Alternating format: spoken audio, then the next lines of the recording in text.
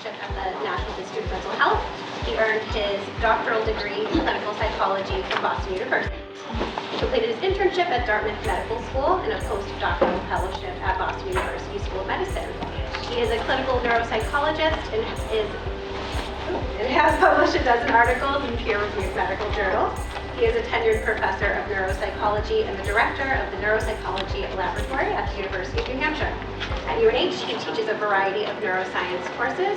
Additionally, he maintains a private practice providing neuropsychological evaluations throughout southern New Hampshire. And without further ado, I will let you take it away. Thank you, Dr. Seichepine. Welcome, everyone, and thank you for coming. Can I just get a show of hands for how many people were here for the last talk? Okay, good number of us. So I wanted to match up a couple things that Peter said to the brain. So one thing he talked about was an age at which, if people don't use drugs by that time, they tend to not go on and use them anymore. Does anybody kind of remember that? Yeah. What age was he talking about there? What age was he? 25. It seems like a long time ago, right? That feels to me. What's unique about 25 is that's when our brain really finally fully develops. It's around 25, maybe a little later, around 27, our brain fully develops.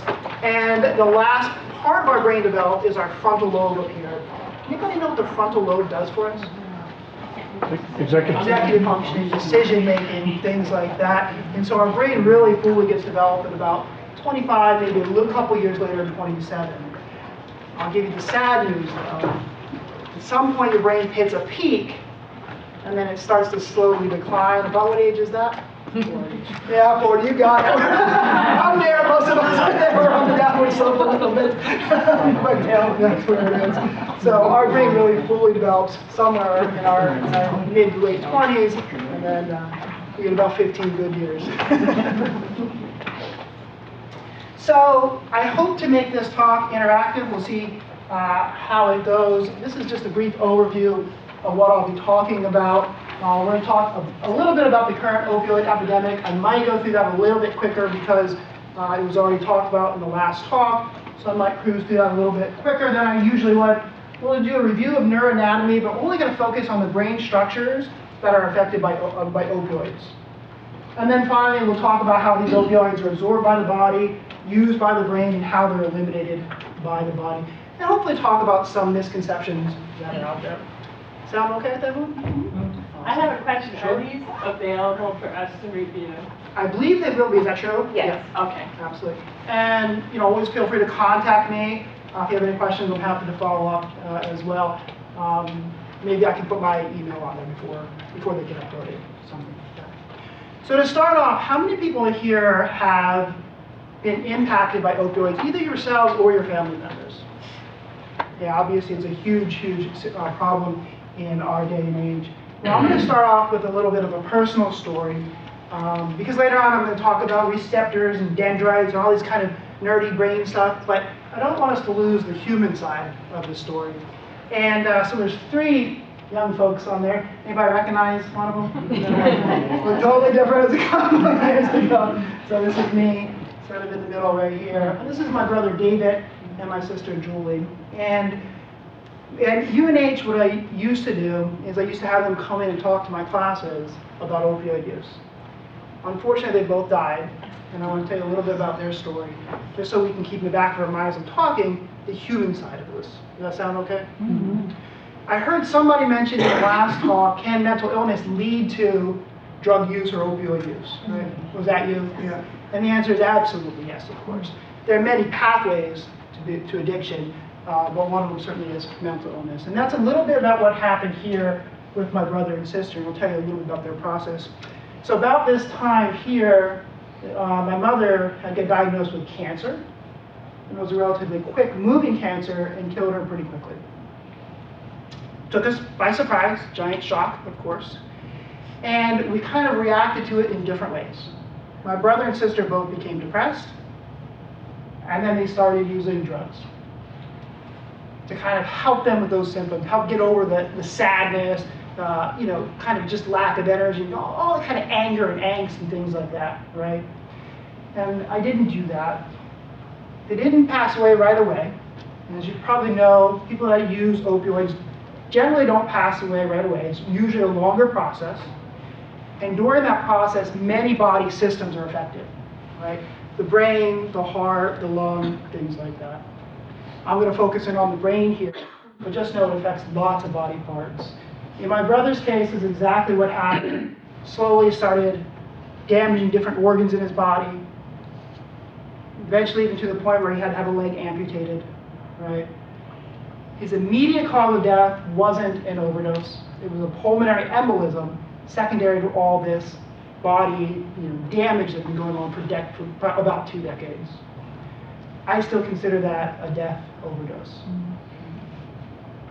My sister, on the other hand, unfortunately died about a year ago, and it was a direct overdose from fentanyl.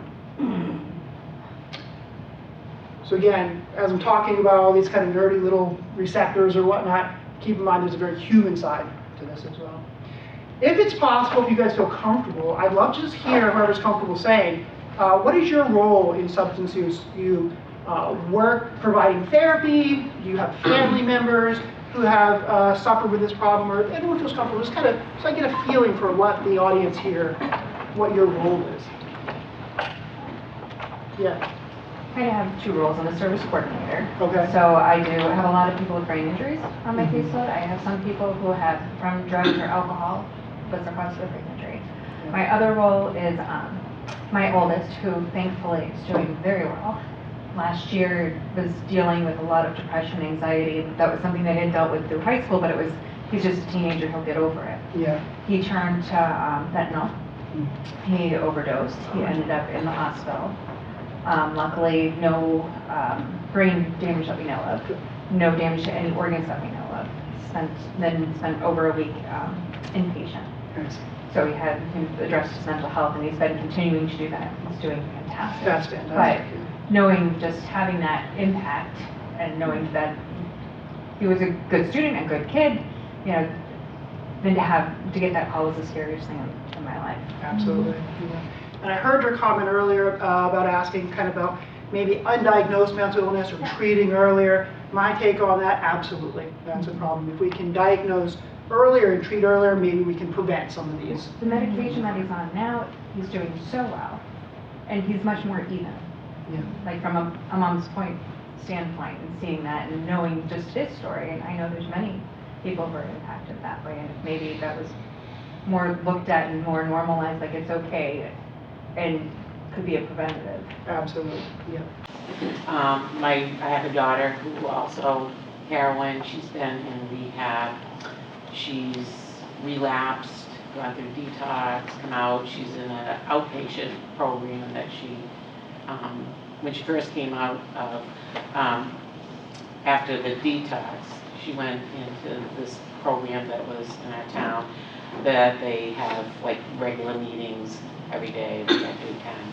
She is getting medical assisted treatment with it, which at first I was like, I don't think that's a good idea, but it is, the alternative is better to be there on that.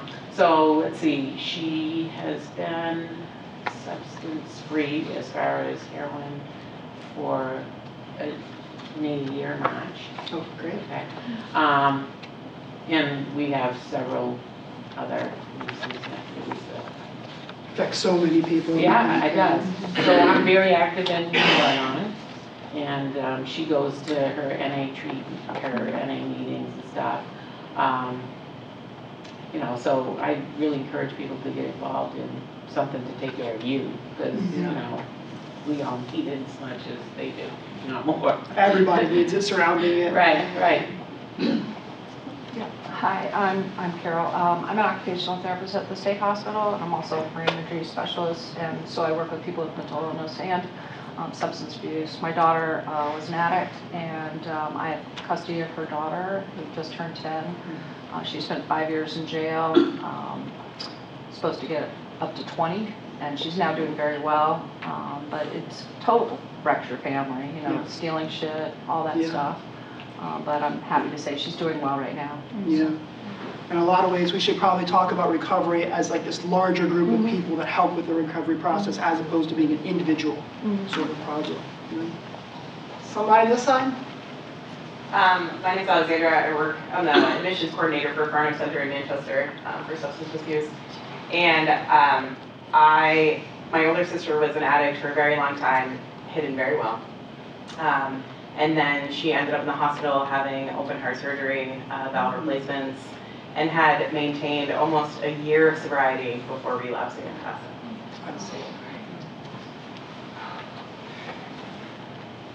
So again, as I go through all this kind of, sciencey stuff, let's think a little bit about why this is important, which is these people are family members, people that are suffering from opioids. So some of these statistics you already have. In the United States, we have about 300 million people. How many people do you think die every year in a car accident in the United States? I know you don't know. What's your guess? You throw a number out there. 40 or 50,000. 40 or 50,000? Any other guesses? You see on the highway how many deaths in New Hampshire. A million? Almost thought of that. I like that. No idea. 500,000. 500,000? So we have range here, 40,000, a million, or somewhere in the middle. Somewhere's gonna fall in between. Somewhere in between. Well, you actually had it pretty close there. It's surprising that it's only about 40 or 50,000 die in car accidents. It's much, much less than overdose deaths. It's much safer to drive your car. So for those that were here for the last talk, how many people in the United States lose their lives every year to overdose? 106,698. You wrote that down. Yeah. You got that right there. That is spot on. So about 107,000 people. Now this is all overdose deaths, so it includes opioids and methamphetamines and things like that. But we're up to 107,000. The opioid epidemic, when it was called by the government, occurred here when we were at in 2016, 2017, and we were around 60,000 deaths. We're almost double that now. Things have gotten a lot worse. I'll point out here, if you look at pre-COVID and post-COVID, there's a big jump. Right? Overdose deaths increased by about 50% post-COVID. Just terrible. These are the drugs that people are overdosing from. As probably everyone in this room knows, the largest cause of overdose deaths is synthetic opioids, other than methadone, so this is predominantly fentanyl. And lately, in the last 10 years or so, we've been talking a lot about opioids, and I think it's right to do so. But I do want to point out this growing one right here, which is psychostimulants, predominantly methamphetamine. We're seeing a rapid increase in the number of deaths from methamphetamine over the last couple of years. We're not seeing a decrease in opioids. We're just seeing an increase in another drug that is causing deaths. So I apologize if some of these slides are a little unusual. I do this to try to get my students, I teach at UNH, try to get my students to remember these things. So if we compare homicide to overdose, much more likely to overdose than to be killed by somebody else. It's about 4 times as likely. Any guesses on why I put the moon and the earth here? Ratio. Yeah, it's about the same ratio, somewhere in that ballpark. So homicides and overdose deaths, moon and earth, if you want to if that helps you kind of remember it there. The far majority of overdose deaths involve opioids, about 75%, although we do have a growing number of deaths related to methamphetamines. So as I mentioned, it's about a 50% increase, 2019 to 2021. 2021 is the date where we have good data. We don't have any good data from 2022 yet. We have about a 50% increase. And I want to take a few minutes to pause on this slide and kind of illustrate what's going on here. And Peter talked about this as well. If we look at the number of deaths in New Hampshire by overdose, what does it look like to you guys? Does it look like it's growing, it's staying flat, it's going down? What does that look like on this left chart here? Stagnant, as I heard you say. It's staying about the same, right? we're not seeing this rapid, pre-2014, 2015, we saw this big increase in New Hampshire. Now, it'll maybe stagnant, but we're not having that growth anymore, right? And if you look at this table on the right side here, these are years going back to 2014, and the state ranking, so the number of overdose deaths per every 100,000 people, so a way of looking at the kind of overall likelihood of overdosing in that area. In 2014, 2015, we were amongst the worst in the country, right? We never made it number one. It was always Ohio, West Virginia, things like that, but we are close up there. And we see a big change once we get down to 2020 and 2021 here, where now we're sort of in the middle of the pack, right? What happened is New Hampshire's overdose deaths stayed relatively the same, but as Peter mentioned, all across the country, rates dramatically increased. And we saw the biggest increases in the South, in places like Louisiana, where it would be 1,200 deaths to 3,000 deaths. Right, this massive increase during COVID. I always ask my classes this. I'll ask you guys. There's no good answer, so don't feel bad about answering. Why were more people overdosing during COVID? What was unique? What happened? Why? Socialized, not being able to be social, being isolated. I like that. We didn't have the resources available to help with these situations, right? Lack of employment, maybe? Maybe a lot Lack of of employment? yeah, a lot of people weren't working, so maybe they're looking for something else to kind of do with their time. Not to make light of it, but homeschooling your kids. Homeschooling. I mean, Oh, yeah. I have an 11-year-old as well, and I had him at home who has ADHD, and trying to work full-time.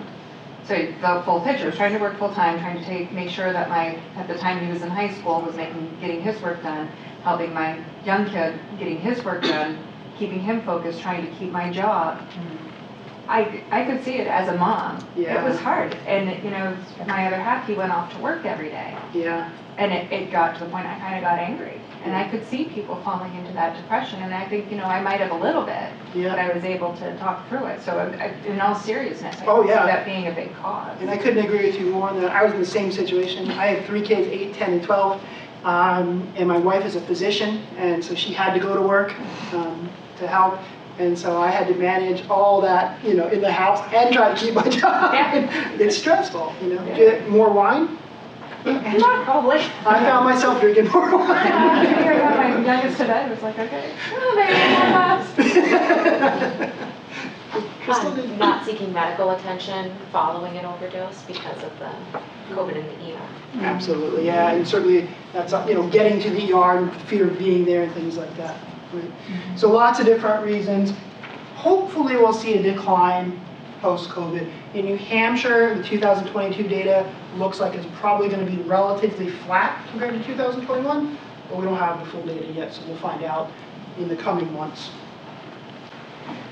So some of you may have seen this before. This is data from the Centers for Disease Control talking about the different waves of COVID. And so starting in 2019, we saw a rise in prescription overdose deaths. And then something changed. So that was wave 1. They would say from 1999 to about 2010, the opioid overdose deaths were predominantly driven by prescription medications. Does that sound okay?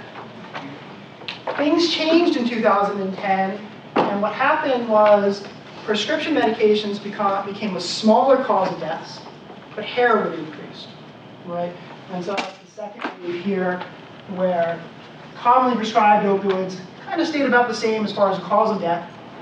Heroin increased, and our rate was still increasing. Does that sound okay? If you look today at prescribing rates and overdose deaths, a lot of people don't believe me when I say this, they don't correlate anymore. Right? That's not to say that somebody couldn't become addicted by having a prescription medication and then change to an illegal one, because that definitely always happens. That is not the primary driver, though, right now is what we see. It was the primary driver from 1999 to 2010, but it stopped being the primary driver of it now. Does that sound okay?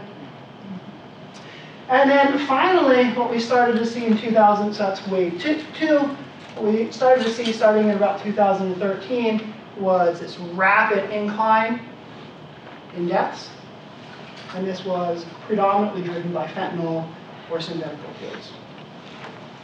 Does that sound okay? So were there stricter, from 99 to 2010, were there, I think there was less control over controlled substances? Absolutely. Yep. We have had a significant decrease in the number of opioids prescribed all across the country. The prescribing rate has gone down. Maybe that's a good place to pause. I'll just give you kind of a little bit of my opinion on this. Opioids are not all bad. We're talking about them as they relate to overdoses. But if anyone here has ever seen somebody suffer through cancer pain, you'll know that opioids can be really helpful, including things like fentanyl. It's more about how they're used, how much is used, if it's getting mixed with other chemicals and things like that. I do not believe that most people that are overdosing from fentanyl believe that they're taking fentanyl. Right? What do they believe they're taking? Heroin. Right? I think that was the case in my sister's death. I don't think she wanted to die that day. I think she took heroin. She thought it was heroin. We know it was fentanyl now, but I don't think she was shooting for fentanyl. So through 3 waves, and I'm really curious to see how this is going to be in another couple years here. This chart, the CDC might change this chart because it looks like to me we're going to have a different situation post-COVID, right? And we're going to see what happens. Hopefully, it starts to bend the curve and goes back down. That's my hope. A little fearful that's not going to happen, but we'll find out. This slide okay? So originally, where did opioids come from? Poppy plants, absolutely. So it comes from these guys here.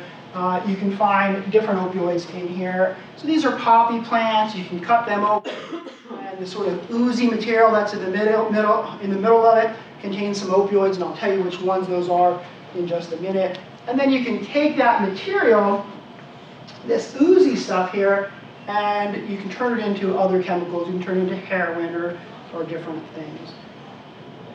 So, because I'm a professor, I have to put some history stuff. This is the part where you guys might want to fall asleep. It's only 2 slides, I promise you. Humans have known about opioids for a long, long time. This scroll right here is called Everest Papyrus.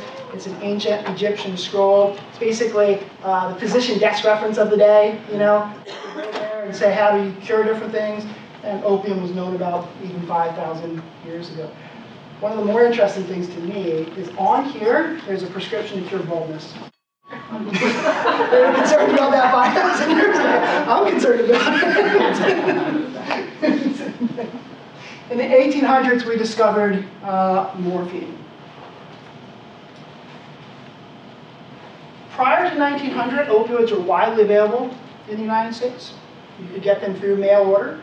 There was no federal regulations on them. The Food and Drug Administration was founded in 1906, and it's only then that we started to get some laws about what drugs are available to the population. This is around the time that Babe Ruth made his debut with the Boston Red Sox, not with the Yankees. And since that time, we've had an increasing number of federal regulations to hopefully, to regulate the drugs that are available to the population.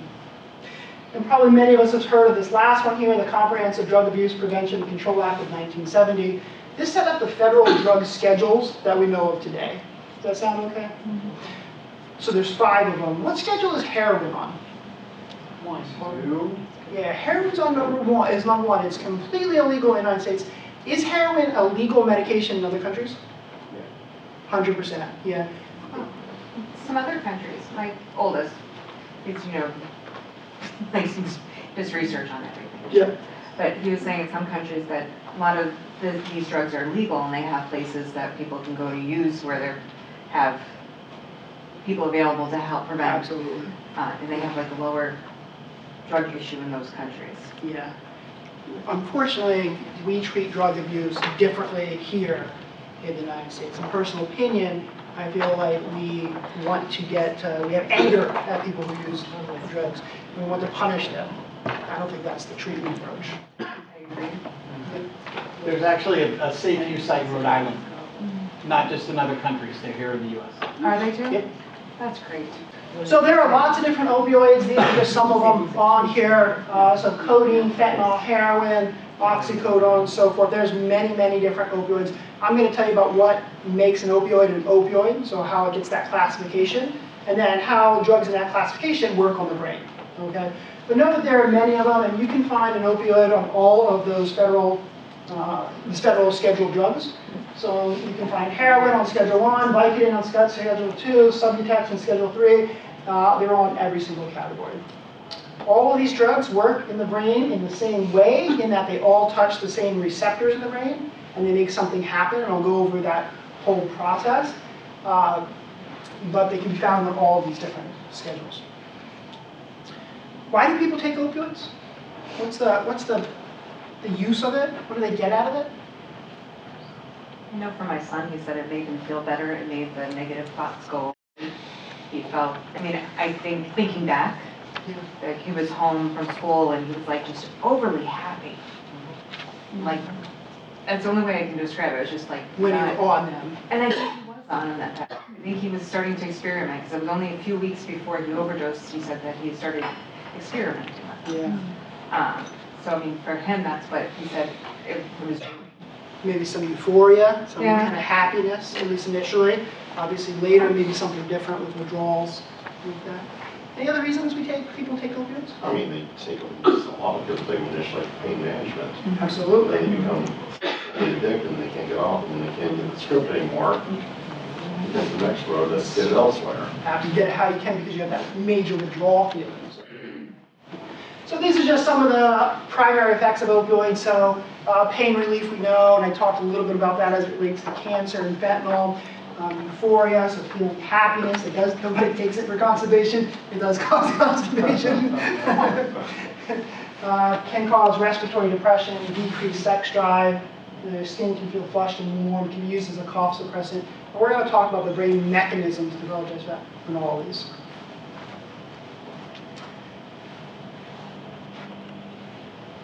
All right, so moving on to the brain a little bit here.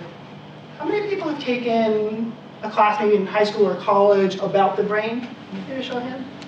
Awesome, that's great. So we can talk about this in some detail. So this is our basic brain. The eyeballs would be over here, and the outer thin edge of your brain, you can break into major lobes. So the frontal lobe up here, which is the biggest in humans. Right behind that in green here is called the parietal lobe, the occipital lobe, and the temporal lobe. And I'm going to talk about how opioids affect different neurons across all those different brain regions. First, I want to talk about what those brain regions do. Does that sound okay? So we're going to start off with the parietal lobe back here. So behind that frontal lobe here, there's a big portion of the brain called the parietal lobe. And it gives us our sense of touch. Right? So you can feel something right now, a signal's coming from wherever that body part is, all the way up to your brain, and neurons are active right there, and eventually they are being processed up here in the parietal lobe. And the parietal lobe has two different main structures to it. One of them is located right here, this very gyrus. And what that does is give you that sense of touch that you just felt. Is that okay? But when you were trying to figure out the number, the neurons were sending a message back to further portions of the brain and saying, oh, let me try to put all that information together, make some kind of sense of it, and get the number right. Does that sound okay? How many people got it right? Oh, no, I've looked. Oh, you guys are good. You haven't looked. I haven't looked. I think 7, but I think that's right. Yeah. Wow, but it just couldn't feel. When somebody's on opioids, opioids work on neurons in that, it's called the somatosensory cortex, but in that area. And it's not there. There's no problem. It's dampening the processing. And so they're not feeling that touch or not feeling that pain as much. Does that sound okay? Now I put this last part up here because some people here work in brain injury. So the parietal lobe also controls visual attention.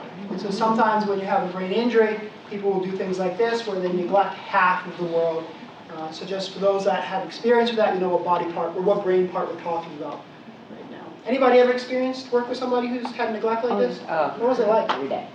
Every day. A lot of work to get it back. Yeah. Absolutely. Mirrors and what have you. Yep. This is damage in the right portion of the parietal lobe, further back than that sense of touch. Because when the sense of touch is you feel something. So this area right here, the somatosensory cortex, allows you to feel a sense of touch and allows you to feel a sense of pain. Now the signal that comes from your skin up to your brain, there are two different pathways. One pathway is for your sense of touch, and another pathway is for a sense of pain. And so since we're talking about opioids here, we're going to talk about the pathway that does, okay? So again, remember, a signal coming in from any body part and up the body, two pathways, one that goes for pain, one that goes for touch. They all end up in the parietal lobe, but they follow different pathways along the way. So the important one for opioids is this one here. It's called the ascending spinal thalamic tract. And this allows pain and temperature, because they're tightly linked, to be sent up to the brain. And it goes through a whole bunch of different processes, but eventually makes its way up to that parietal lobe, and specifically to that primary somatosensory cortex. Now, neurons, you usually wouldn't have a neuron that goes like all the way from your toe, all the way to your brain, right? It'll be one neuron to the next neuron. What's that gap between neurons called?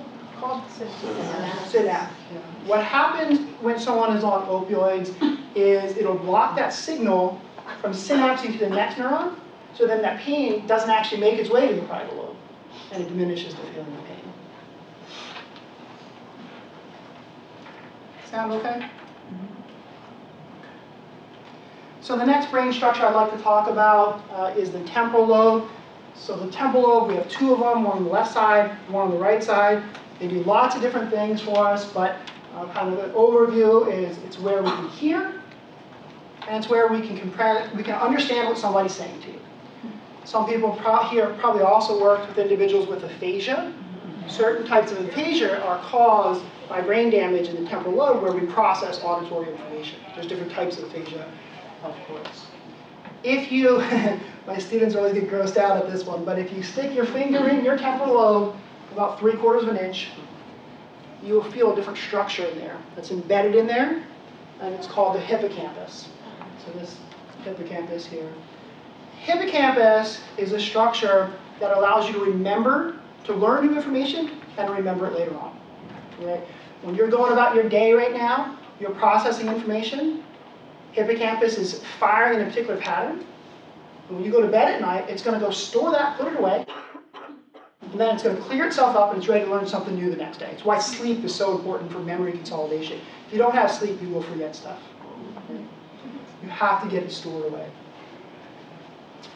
And when somebody is on opioids, opioids also affect the hippocampus. Affect them meaning that the neurons that make up the hippocampus cannot fire. And so you can't learn, you can't remember that new pattern of activity, and it's harder for you to get that stored later on. So you'll find memory deficits associated with active opioid use. It's okay? Then we got our big frontal lobe. Frontal lobe is the biggest portion of the human brain. There's lots of different things for us: emotional control, executive functionings, higher order intellectual functions, personality, these sorts of things. There's many different things for us. I like summarizing these in working memory. Working memory is our ability to keep things in our mind at one time, think about it, and then come to some kind of solution or something you want to do based off of that information. Does that sound okay? Mm-hmm. I'm a clinical neuropsychologist. I see patients with different types of brain injuries. I do a test of working memory that I can do with you guys right now if somebody's brave enough to do it. It's a very simple one. Many of you probably have heard of it before. Do I have any brave soul that's willing to do a simple test of working memory? You'll do it? Yeah. All right, and maybe you've heard of this one before. Some people I'm sure have done this. All I'd like you to do is start at 100, subtract 7, keep subtracting 7 from each answer until I tell you to stop.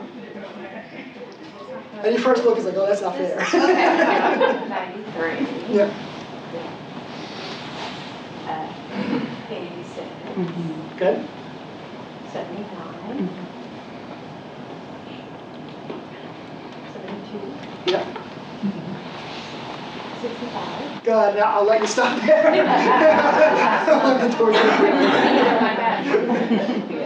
And it's hard. You have to keep information in your mind, right? and some of it you have to throw away, and some of it you have to retain in order to subtract the number to get to the next one, right? This is a frontal lobe task. So some people here are clinicians. Anybody know what this comes from?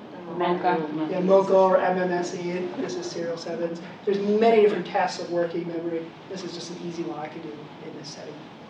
So your frontal lobe allows you to do all of these different things. And as I mentioned earlier, it doesn't really fully develop until about 25, 27, something like that. There's white matter tracts in the brain. The last ones to get developed are in the frontal lobe, and it's really those late 20s where we get that fully developed.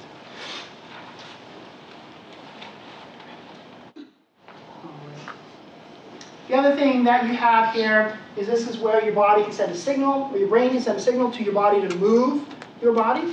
And of course, when someone's actively on opioids, movement can be challenging. Not going to be as fluid, not going to be as articulate as off of them. Oops. This structure, I do want to just kind of pause for a minute, hopefully let it absorb, because it's a very important structure as it relates to opioid overdose deaths. So this here is your brainstem. This would continue on with your spinal cord, right? It's been cut there. And this structure right here is kind of, doesn't really have a great look to it like this. You can see this is the pons, you can see that bubbly circle, but right here is called the medulla oblongata. And what the medulla does is it sends signals down to your body that keep you alive. Contributes to your lungs breathing, contributes to your heart beating, and things like that. Does that sound okay? Opioid overdose deaths occur because there are a lot of opioid receptors here. And when the drug binds to those receptors, it turns those neurons off. Then it can't send a signal to your lungs to breathe, right? And that's when overdose occurs. So do remember the medulla oblongata, it keeps us alive, right? It also makes us vomit. Why would that be? Get toxins out of your body. That's right. It has a weak blood-brain barrier there, so toxins can be sampled, and if it detects something, it'll vomit. And you'll see vomiting in opioid overdose as well. It's okay? Ooh. Sorry. So, and Peter talked about this a little bit as well. This is the reward or addiction network in our brain. So if we look here, where it says VTA, this is in part of the brainstem there, the midbrain. And if we go over the structure to this red area, this is called the nucleus accumbens. When this fires, a signal fires from the ventral tegmental area to the nucleus accumbens, you feel pleasure. It's dopamine mediated, so it sends a bunch of dopamine across there, and you feel pleasure. It could be pleasure from being dehydrated and drinking water. It could be pleasure from sex, or it could be pleasure from taking an opioid or alcohol or any of the addictive drugs. What they do is they rewire this network. Does that sound okay? Mm-hmm. The opioids rewire? The opioids rewire, yeah. Part of the problem is you can get a massive firing from the ventral tegmental area to the nucleus accumbens with opioids that you can't get through anything else that's pleasurable. Mm-hmm. Not to that same degree, you know? And that's really reinforcing. Yeah. You know, sex is no longer reinforcing or exciting anymore because doing an opiate is much more pleasurable. Things like that. So this is the pleasure or reward network. When this fires from the ventral tegmental area to the nucleus accumbens, somebody feels this incredible sense of pleasure. So please remember that. All right, basics of a neuron. Most people here have taken a neuron class before, so I'll just briefly go over this. This is kind of your prototypical neuron. You have dendrites here, which are places where chemicals or drugs bind to it. And then electricity will build up, and that electricity will shoot down this axon. And down here at the axon terminal buttons, it'll release neurotransmitters. And that's sort of the normal process. What are some neurotransmitters in our brain? Dopamine's one of them. Serotonin, norepinephrine, acetylcholine, glutamate, there's a ton of them, right? But those are sort of the common ones. So the process starts here at the dendrites, and then signal shoots down there, electrical signal, then it releases a neurotransmitter. Where the opioids are going to work is on receptors here at the dendrites. Does that sound okay? And I'll tell you about that process here. So sometimes people think that when somebody takes an opioid, that opioid actually goes into a neuron. It doesn't happen. What happens is the opioid will physically touch a receptor that's on the dendrite, and then what will happen is a hole will appear in that dendrite, that receptor will open up, and there'll be an exchange of one of these, sodium, potassium, calcium, and chloride.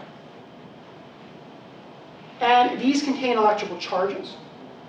So if you have a lot of sodium rush in, it's going to make a spark happen and shoot. If you have a lot of chloride come in, it's negatively charged, it's going to tell the neuron to not fire. Is that okay? Now imagine that neuron is always firing, sending a signal down to your lungs to breathe. And now you tell it not to fire. What's going to happen? Respiratory depression, could be. So drugs bind to these receptors, and then they have some kind of action. For opioids, the action is to turn that neuron off and make it not fire. It's okay? Unfortunately, as it relates to opioids, there are opioid receptors broadly across the brain, all over the place. And so I'm not going to talk about all of these areas, but I want to give you even just a small list. Basically, opioids can activate kind of anywhere on the brain and make this response. Sound okay? Now, I'm not advocating for marijuana, and Peter talked a little bit about how marijuana can lead to mental illness, or at least the best evidence suggests that. But if you look at marijuana, it does not have very many receptors on the medulla. So what does that mean? It's not as life-threatening. That's right, it's not as life-threatening. It's really unlikely. You'd have to do an incredible amount to get to that point, you know? Unfortunately, opioids are not like that. There's a bunch of receptors here. All right, a little bit into the weeds, guys, a little neuroscience stuff, but please bear with me.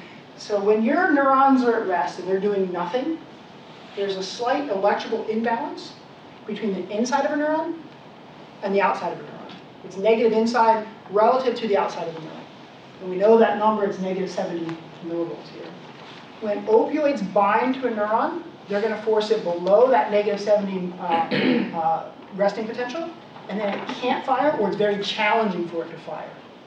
And that's what I'm going to try to show you here. So this, I'm going to start off with just the normal way your neuron works, and then we'll talk about it with opioids. On the bottom here, we have time in milliseconds. On the y-axis here, we have voltage, or electricity, in millivolts.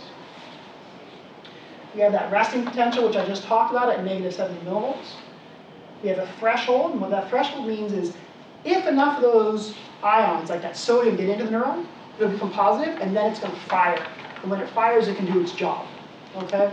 And you have to get to negative 55 in order for the neuron to fire and do its job. Help with the heartbeat, help with breathing, help with thinking, whatever the case might be.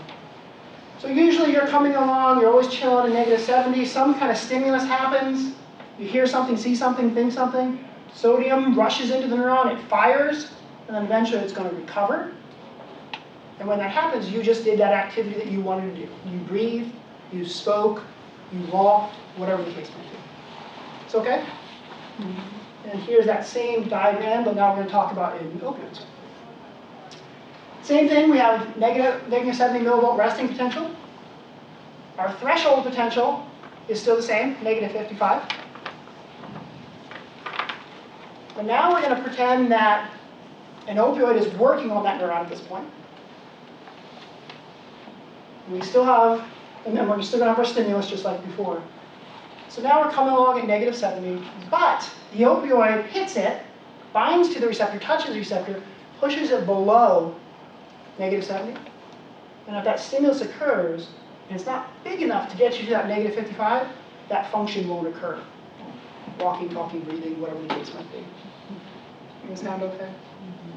So I'm going to skip this slide just for time because I want to get a little bit more to the neuroanatomy. But the short version of this is if the neurons can't fire, you can't do that function.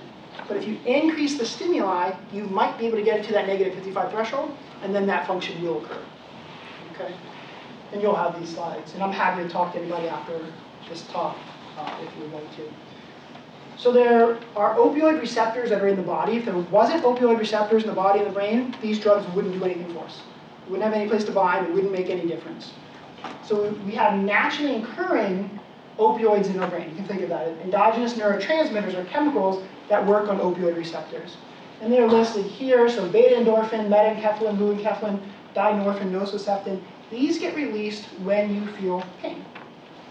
They're naturally occurring, and they're going to bind to receptors on dendrites, the opioid receptors. So these are called mu and delta, and kappa, and ORL1. But they're just different types of receptors on those dendrites. Does that sound okay with everyone? So you can think of it as we have naturally occurring opioids in our brain. Right? You can think of it that way. And then when we take one artificially, it'll bind to those receptors, and it's going to do the same thing that our body would do naturally, just much stronger, because it's a much higher dose than what our body would create. Can I ask a quick question? Absolutely. When you talk about pain, are you talking about both physical pain and like mental anguish pain? Absolutely. Okay. Yeah.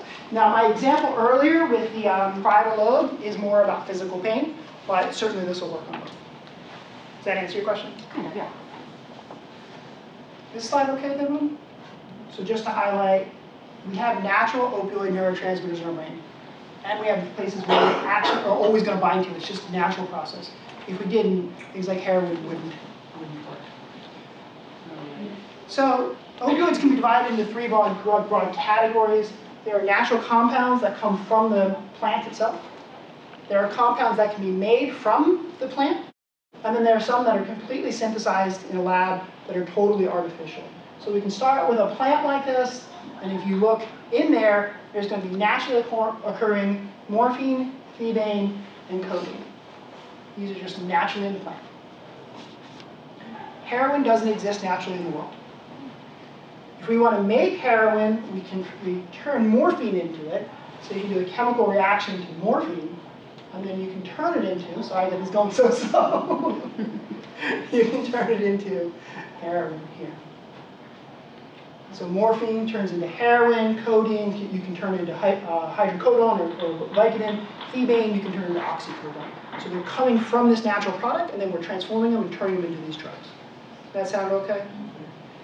And then finally, you have completely synthetic opioids, such as methadone, fentanyl, and things like that. How long does heroin stay in your body? Or like, how quickly does it break down? Pretty quickly, I think. Minutes, hours? Detectable amounts, like a urine, or effects? Yeah, let's talk about the detectable one, because I like that. They're two different things. Yes. Absolutely. 72 hours come out of your body. 72 hours. Detectable in urine. Detectable in urine. Yeah. So a lot of people are surprised when I say this, but the half-life of heroin is less than 8 minutes. When somebody puts heroin into their body, your body starts to break it apart very quickly. What a half-life is the amount of time that your body takes to take a chemical and cut it in half. So if you put in 100 milligrams, how long would it take to become 50 milligrams? Or then to become 25? Does that sound okay? Heroin is metabolized by your body very, very quickly. It's about 8 minutes. But just like you were, what's your name, Jonathan? Jonathan. Well, you were saying, the effects they're not going to go away in 8 minutes. Right. Right? Why is that? Anybody know? So heroin gets metabolized in your body, means that some enzymes come and changes it into morphine. So the first byproduct of heroin is morphine, and so you have these longer, it's not just an 8-minute high. So these are some common half-lives. Morphine's about 2 hours, heroin is 8 minutes, and so forth. But these are some common half-lives. Methadone is long-lasting, that's why it works. It can stay in the body for a long time. It can also block the receptor so that other drugs can't use that receptor. So the person can't get an extra high, say if they take a hit of heroin or something like that. I guess I'll just do this last slide, and then we'll have a couple minutes if you want to talk. There's more slides, I'm happy to talk about them if anybody wants to. Drugs are predominantly metabolized in our body and our liver, meaning that enzymes come in there, and they touch that chemical, and they break it into something else. They don't always break it into a smaller portion of it, but into something chemically different. Just like I just explained, heroin turns into morphine, right? Morphine's not smaller heroin, it's just a different chemical, right? And eventually, through several processes, your body's going to screen these out. They're eventually going to get changed into different metabolites, different byproducts. They're going to go to your kidneys going to screen them out, and you're going to pass them through your system. I think I will leave it there, but I'm happy to take any. I think we have maybe 3 minutes. I'm happy to take any questions. I think that's better than going into the rest of it.